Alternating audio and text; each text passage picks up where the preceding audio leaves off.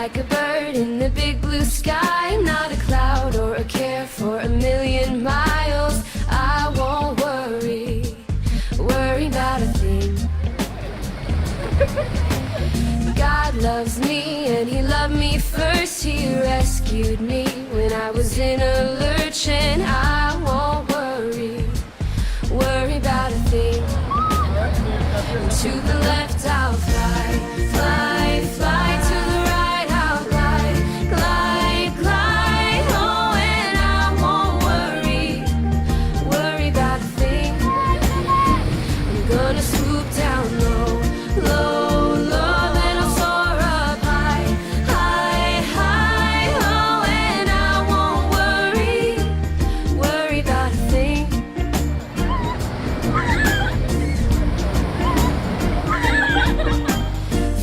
Like a bird in the big blue sky, not a cloud or a care for a million miles. I won't worry about a thing. God loves me and he loved me first. He rescued me when I was in a lurch, and I won't worry about a thing. To the left I'll fly, fly, fly. To the right I'll glide, glide, glide. Oh, and I won't worry about a thing. I'm gonna swoop down low, low, low. Then I'll soar up high, high, high. Oh, and I won't worry about a thing.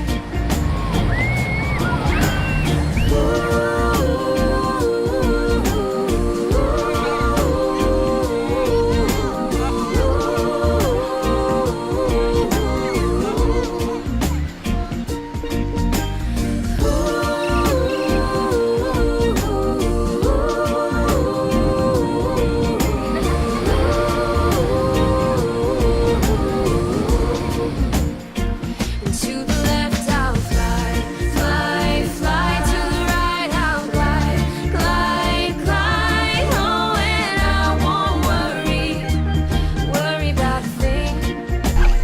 I'm gonna swoop down low, low, low. Then I'll soar up high, high, high. Oh, and I won't worry about a thing. Yeah, and I won't worry about a thing. Whoa, and I won't worry about a thing. Commitment is making a plan and putting it into practice. This month, we'll be learning 1 Timothy 4:8. Training the body has some value, but being godly has value in every way. It promises help for the life you are now living and the life to come. Training.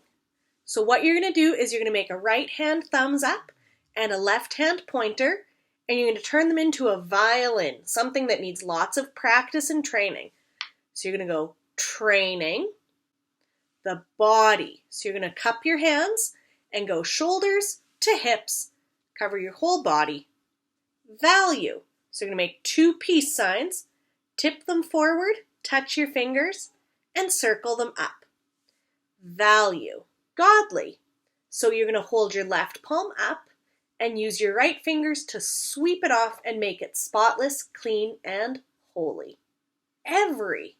So you're going to hold your left palm up, you're going to cup your right hand and sweep around the whole room like you're gesturing to everything and catching it in your left hand. Every. Promise. So you're going to touch your right pointer finger to your lips, and as you speak it out, you're going to splat it onto your left fist. So you've got a left fist, a right pointer, splat. Promise. Help. So now you're going to flip that into a left palm up. You're going to put your right thumbs up on top of it, and then your whole stack is going to come up. Help. Life. So you make 2 thumbs up, You're going to put them in front of your ribs and bring them all the way up to your collar.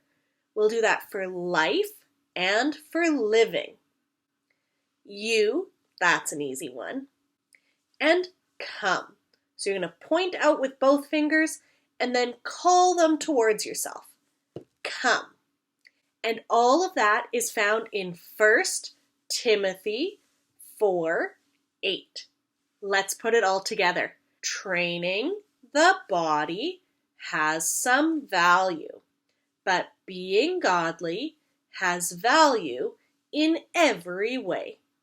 It promises help for the life you are now living and the life to come. 1 Timothy 4:8. A little faster. Training the body has some value, but being godly has value in every way. It promises help for the life you are now living and the life to come. 1 Timothy 4:8.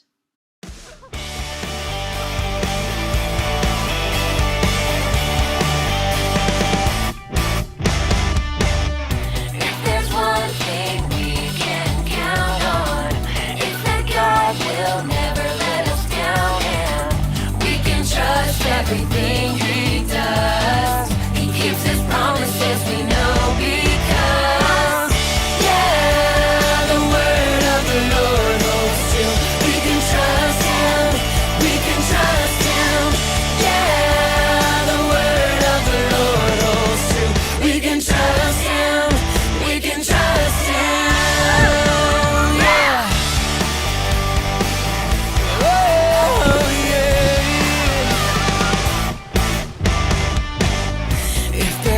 Thing we can count on, it's God will never let us down, and we can trust everything he does. He keeps his promises, we know, because the word of the Lord holds true.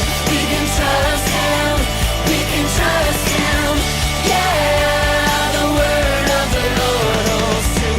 We can trust him, we can trust him. The word of the Lord holds true. We can trust him, we can trust him. The word of the Lord holds true. We can trust him, we can trust him. We can trust him, we can trust him.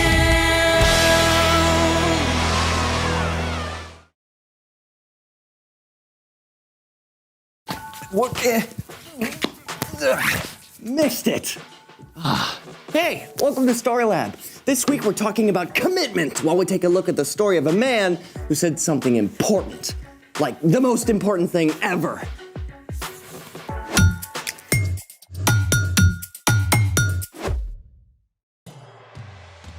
Hey, I'm Carter. And I'm Zeke. We're talking about commitment, which is making a plan and putting it into practice. Speaking of practice, I need to stay limber. Yeah. I'm getting tired just watching you. What exactly are you training for?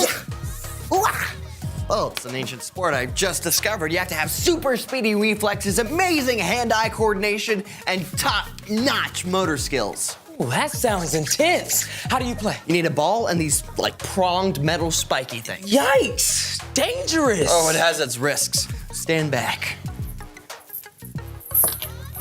Behold! Jacks? You're training to play jacks? I thought you said it was an ancient sport. It is. My parents used to play it. Anyways, it's harder than it looks. Watch. So the trick is to bounce the ball high enough to collect it, or some of these, but not too high, otherwise hey, where'd it go? Here, can you help me look for it? Did it bounce over? I think it bounced over here. All right, Lola, yeah, look that way, I'll look over here.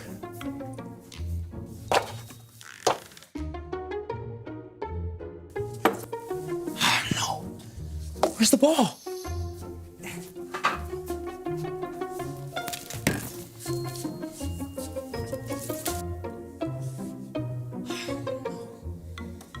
not over here either. I think it's gone. Sorry. Man, how am I supposed to train? Let's make a new one. Like make an actual bouncy ball. I'll coach you through it. All right, let's make it. Today, we're gonna make a bouncy ball. What color do you want it to be, Zeke? Blue. No, red. Wait, purple, Okay, purple? how about a multicolored one? Perfect. Let's get the ingredients. Okay. Hold that, thank you. Okay, step back, thank you. All right, it's all here. We've got water, check. Borax, check.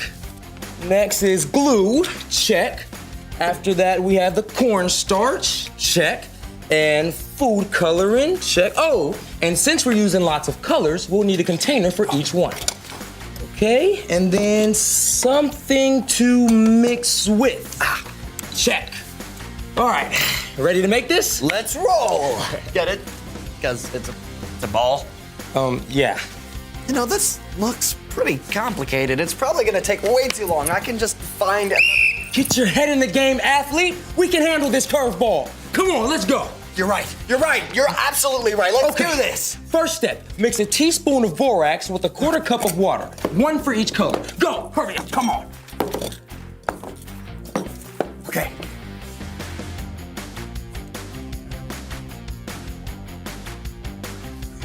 Okay. Start.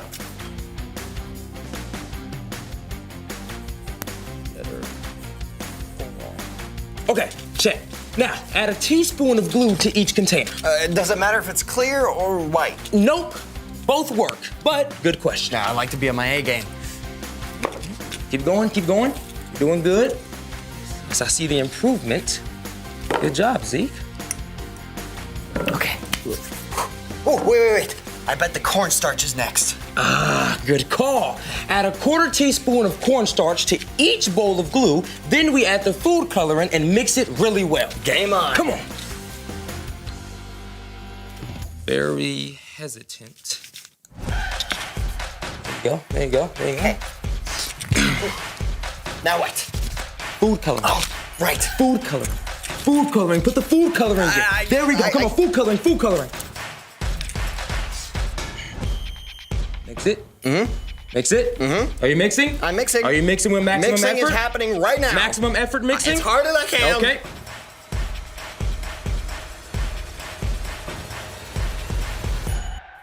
All right, you're done mixing. Okay. All right. This next part will take a little time. You got it in you? Put me in, coach. Okay. Let's see what we got. All right.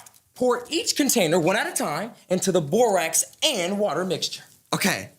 Now. No. All right. Scrape. I'm scraping. Now it's not mixed. What are we thinking now? Ooh, Scrape. very drippy.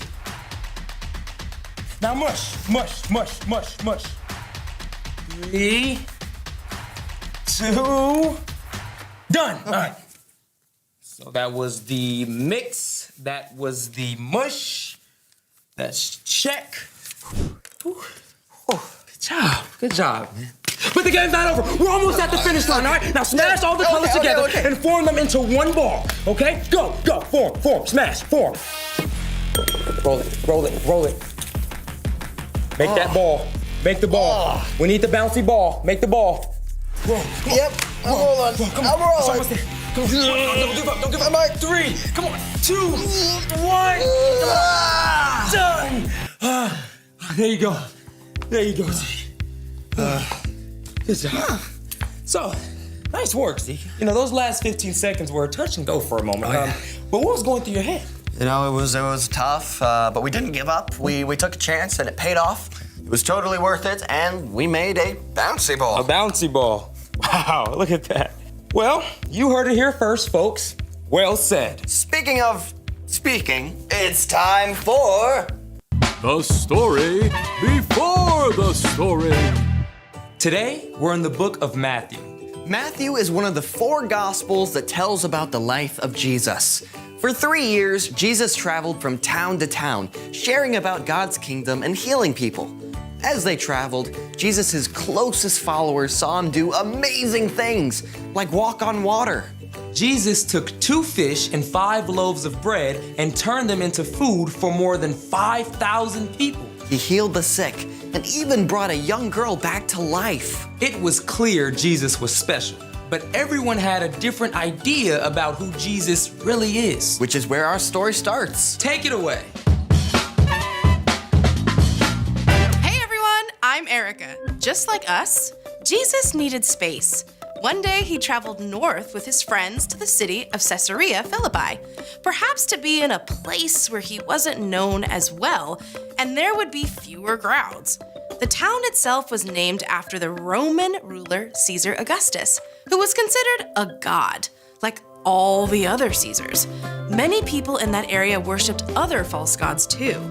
Jesus knew about this. He also knew all the questions people were asking about him. So Jesus went to the heart of the matter by asking his closest friends an incredibly important question.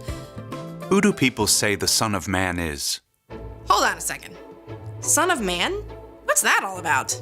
Jesus was actually referring to a vision the prophet Daniel had about the Messiah. Daniel used the name Son of Man to describe the rescuer God would send. Jesus wanted to hear whether his closest friends believed he was the rescuer or Messiah. Some people are saying that you're John the Baptist. Or maybe Elijah. I've heard people say that you could even be Jeremiah or one of the other prophets. But what about you? Who do you say I am? Sure, Jesus' friends had seen him do incredible things. They had to be thinking, this is it.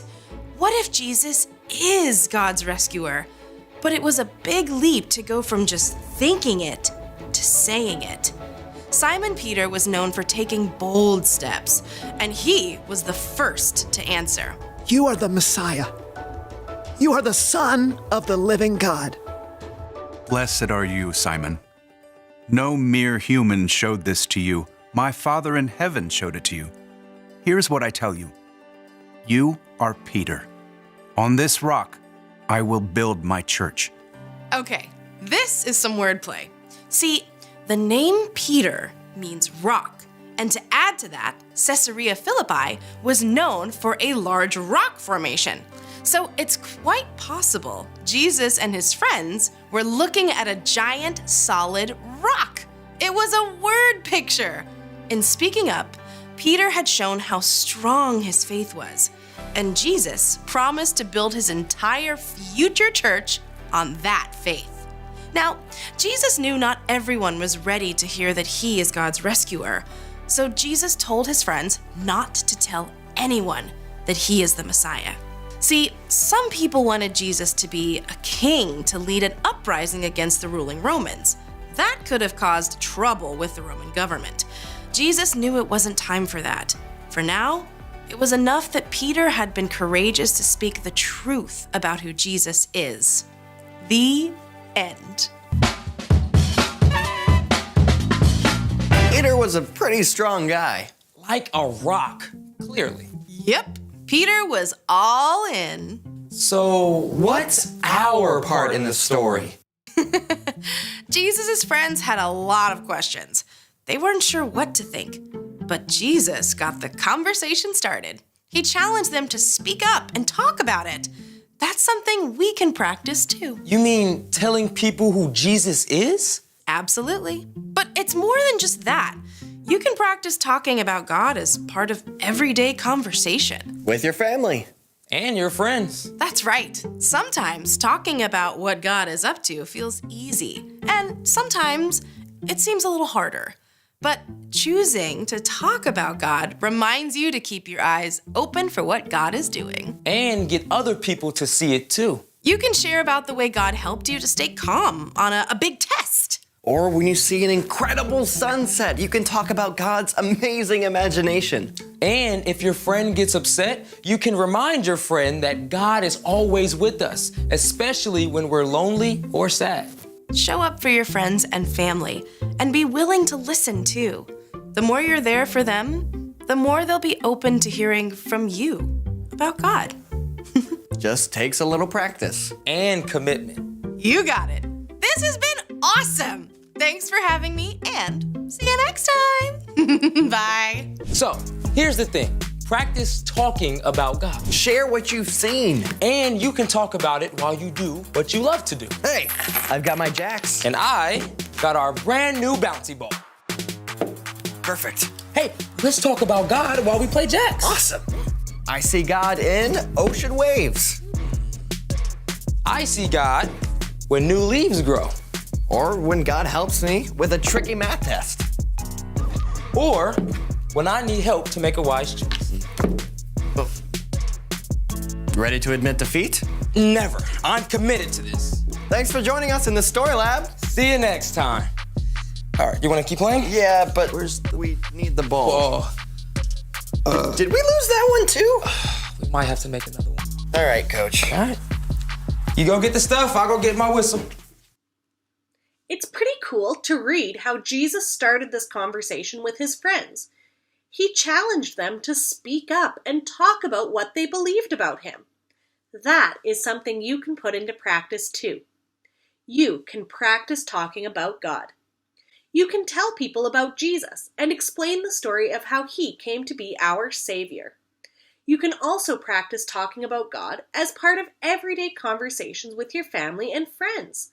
When you choose to talk about God, it reminds you to keep your eyes open and see what God is doing in your life and in the lives of people around you. You can practice talking about God. It also helps other people see who God is and how God is working too. You can share about the way God helped you to stay calm during a scary storm. Or when you see the ocean or hike up a mountain, you can talk about God's amazing creativity and imagination.